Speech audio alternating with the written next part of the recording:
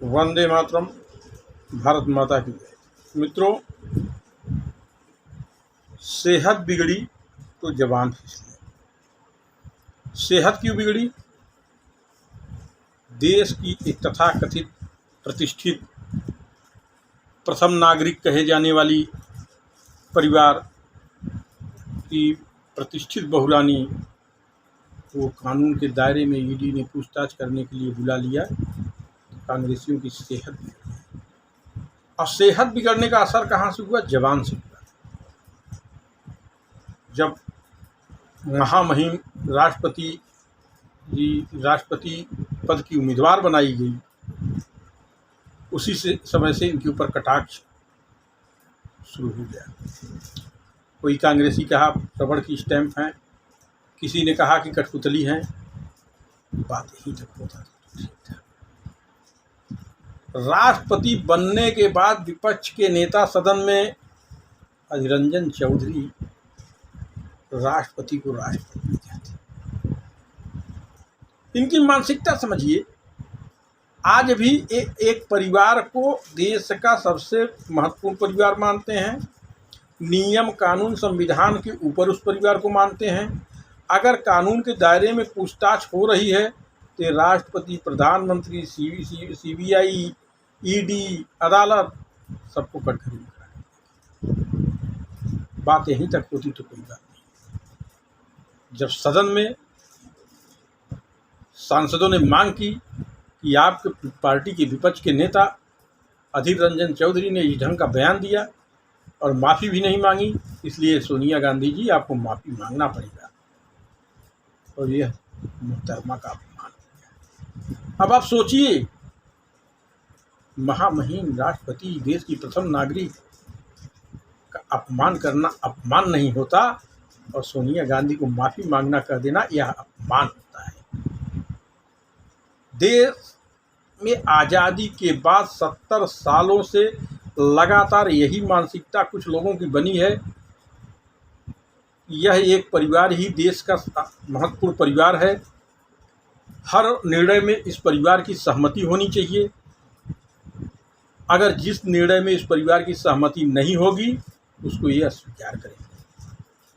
राष्ट्रपति पद के प्रत्याशी में इनकी सहमति दीपिका मुर्मू जी के साथ नहीं थी, तो महामहिम राष्ट्रपति का आज ये अपमान कर रहे हैं। मेरे तथ्य को बल और मिलता है कांग्रेस के पिछले कारनामों से। इंदिरा गांधी प्रधानमंत्री थी, सशक्त महिला थी, सशक्त नेता थी, लेकिन उन्होंने अपने ही पार्टी के प्रत्याशी नीलम सज्जी रेड्डी को राष्ट्रपति का चुनाव हरवा दिया था और वीवी गिरी को जितवा दिया था, क्योंकि उनकी सहमति नीलम सज्जी रेड्डी के साथ नहीं थी। आज स्थिति यह हो गई है,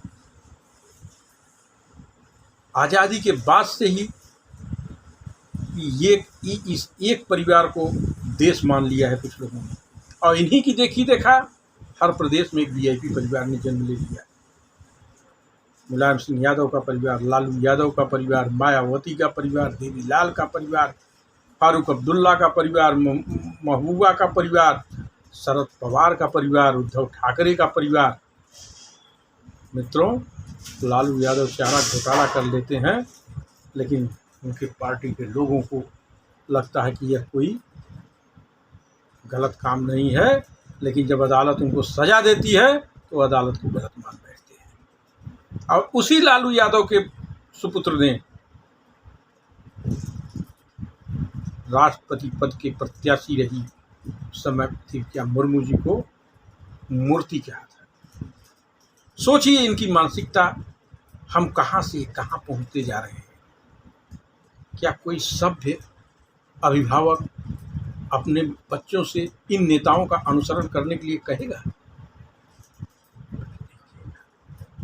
सिर्फ एक परिवार के लिए सीबीआई भी कटघरे में, ईडी भी कटघरे में, अदालत भी कटघरे में, और महामहिम राष्ट्रपति क्या किया? ईडी पूछताछ के लिए बुला ली। देश भर में उपद्रव, अनशन, आंदोलन, नाम दे रहे हो सत्याग्रह। अरे भैया, सत्याग्रह करने की ताकत तुम्हारे बाजुओं में नहीं है। तुम भ्रष्टाग्रह के पैदाइश हो और भ्रष्टाग्रह के साथ ही रह सकते हो। सत्याग्रह जब कांग्रेस करती थी आज़ादी के समय तो पूरा देश कांग्रेस के साथ उठ खड़ा होता था।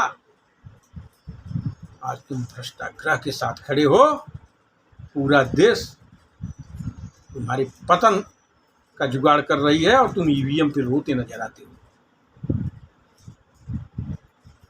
आज महामहिम का अपमान किए हो, प्रधानमंत्री का अपमान करते हो, सीबीआई का अपमान करते हो, अदालत का अपमान करते हो, ईडी का अपमान करते हो। आखिर क्या करोगे? कहीं कल अलग देश न मांग लो।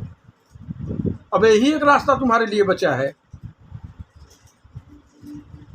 लेकिन ध्यान रखना, देश की जनता तुमसे ज़्यादा समझदार हो चुकी है।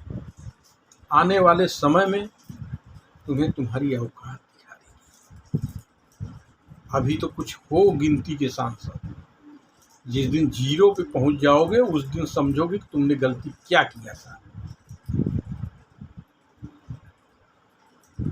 और जो लोग एक परिवार को देश मानते हैं, उनसे मेरा एक ही निवेदन है, ऐसा न करो कि आने वाले समय में तुम्हारे आने वाले वंशज इस देश में मुंह दिखाने लायक न हो।